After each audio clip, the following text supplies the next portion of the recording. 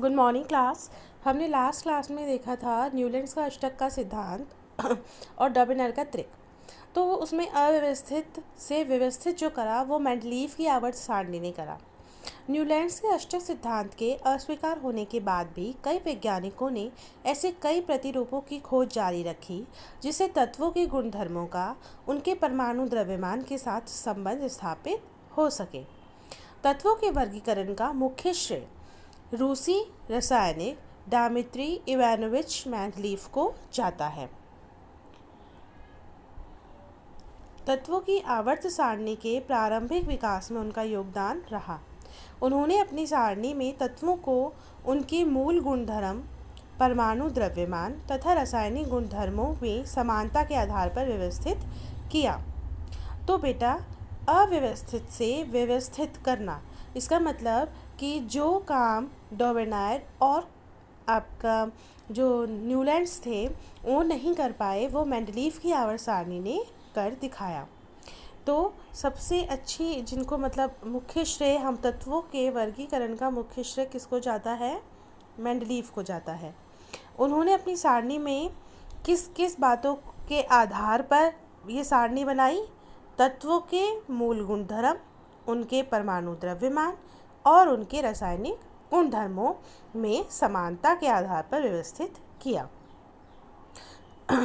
3 उन्होंने आधार बनाए। पहला, तत्वों के जो मूल गुणधर्म हैं। दूसरा, जो तत्वों के परमाणु द्रव्यमान हैं।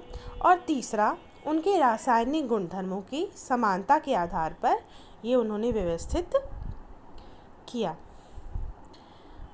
अब हम जानते हैं मेंडलीव के बारे में। मेंडलीव का जन्म 8 फरवरी 1834 में रूस के पश्चिमी साइबेरिया के टोबोल्स्क स्थान में हुआ था। उनके द्वारा प्रस्तावित तत्वों की व्यवस्था को मेंडलीव की आवर्त सारणी कहा जाता है।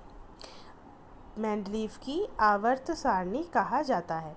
आवर्त सारणी रसायन में एकमेव सिद्धांत साबित हुआ और इसमें नए तत्वों की खोज की प्रेरणा भी मिली। तो मेंडलीव ने जो अपना काम करा, जो उनके इम्पॉर्टेंट फैक्ट्स ये आए कि फर्स्ट देखिए मेंडलीव ने अपना कार्य कितने तत्वों के साथ स्टार्ट करा? 63 तत्वों के साथ। उन्होंने तत्वों के परमाणु द्रव्यमान, भौतिक गुणधर्म, रासायनिक गुणधर्म के बीच में अध्ययन किया। किन चीज़ों के बारे में उन्होंने ध्यान दिया? परमाणु द्रव्यमान, भौतिक गुणधर्म, रासायनिक गुणधर्म। सेकंड फैक्ट है कि रासायनिक गुणधर्मों के अंतर्गत मेंडलीव ने किन चीज़ों पर ध्यान रखा कि वो यौगिक बनाए। किसके साथ? ऑक्सीजन और हाइड्रोजन के साथ बनने वाले यौगिकों पर उन्होंने ध्यान केंद्रित करा। तो क्वेश्चन आ सकता है कि मेंडलीव ने ऑक्सीजन और हाइड्रोजन के साथ बनने वाले यौगिकों को ही क्यों चुना? क्योंकि यह अत्यंत सक्रिय हैं और अधिकांश तत्वों के साथ यौगिक बनाते हैं। तो ऑक्सीजन के साथ बनने वाले यौगिकों को ऑक्साइड्स कहते हैं और हाइड्रोजन के साथ बनने वाले यौगिकों को हाइड्राइड्स कहते हैं। तो तत्वों से बनने वाले हाइड्राइड एवं ऑक्साइड के सूत्र को तत्वों के वर्गीकरण के लिए मूलभूत गुणधर्म माना गया। तो मूलभूत गुणधर्म कौन से हैं? जो मैंने आपको स्टार्टिंग में भी बताए थे कि उन्होंने 3 चीज़ों को आधार बनाया था। तत्वों के मूलभूत गुणधर्म, उनके परमाणु द्रव्यमान और उनके रासायनिक गुणधर्म। तो मूलभूत गुणधर्म क्या होते हैं? उन तत्वों के हाइड्राइड्स और ऑक्साइड्स। ठीक है। नेक्स्ट है समान गुणधर्म वाले तत्वों को उन्होंने एक साथ पर रखा और ये पाया कि अधिकतर तत्वों को आवर्त सारणी में स्थान मिल गया है तथा वह परमाणु द्रव्यमान के आरोही क्रम में व्यवस्थित है, यानी कि बढ़ते हुए क्रम में व्यवस्थित हो गए हैं। यह भी देखा गया कि समान भौतिक और रासायनिक गुणधर्म वाले विभिन्न तत्व एक निश्चित अंतराल के बाद फिर से आ जाते हैं। अब मेंडलीव का जो सिद्धांत, किस सिद्धांत पर उन्होंने ये काम करा?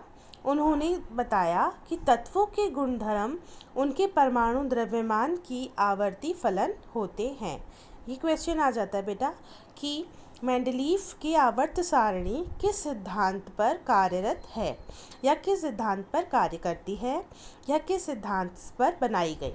तो आप आंसर लिखेंगे तत्वों के गुणधर्म उनके परमाणु द्रव्यमान का आवर्ती फलन होते हैं। और अगर क्वेश्चन आता है कि मेंडलीफ ने आवर्त सारणी का वर्गीकरण किन आधार पर करा, तो वो 3 पॉइंट्स आएंगे। नंबर 1 तत्वों का मूलभूत गुणधर्म, नंबर 2 तत्वों का परमाणु द्रव्यमान और नंबर 3 तत्वों का रासायनिक गुणधर्म। मेंडलीफ की आवर्त सारणी में ऊर्ध्व स्तंभ को समूह तथा क्षैतिज पंक्तियों को पीरियड्स कहा गया। समूह यानी कि ऐसे ऐसे करके समूह बनाए गए कुछ, और ऐसे कुछ आवर्त बनाए गए। यहाँ पे आप देख सकते हैं, यहाँ पे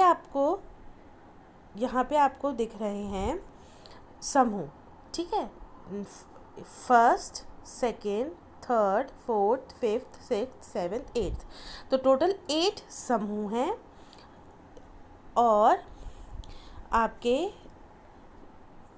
आवर्त हैं 1, 2, 3, 4, 5, 6। ठीक है बेटे, ये उन्होंने बनाया है। ये जो इमेज है इसमें अभी क्लियर नहीं है, आप लोगों ने एनसीईआरटी की किताब खरीदी होगी, उसमें मेंडलीफ की आवर्त सारणी है, वो आप ज़रूर बनाएंगे। और पहले स्थान पे जो है हाइड्रोजन से लेकर 20 नंबर पर है आपका कैल्शियम, यहाँ तक आप उन्हें लर्न कर लेंगे। ठीक है, अब हम आगे देखते हैं कि न्यूलैंड, अब हम ठीक है, तो आज हमने ये जाना आवर्त सारणी के जन्मदाता मेंडलीफ के बारे में, उनका जन्म क्या हुआ था और उन्होंने किस चीज़ पर आधार पर अपने मेंडलीफ के पॉइंट्स बनाए और सिद्धांत क्या लिया, तथा इसके बारे में उचित जानकारी आप इस टेबल से ले सकते हैं जो आपकी किताब में दे रखी होगी।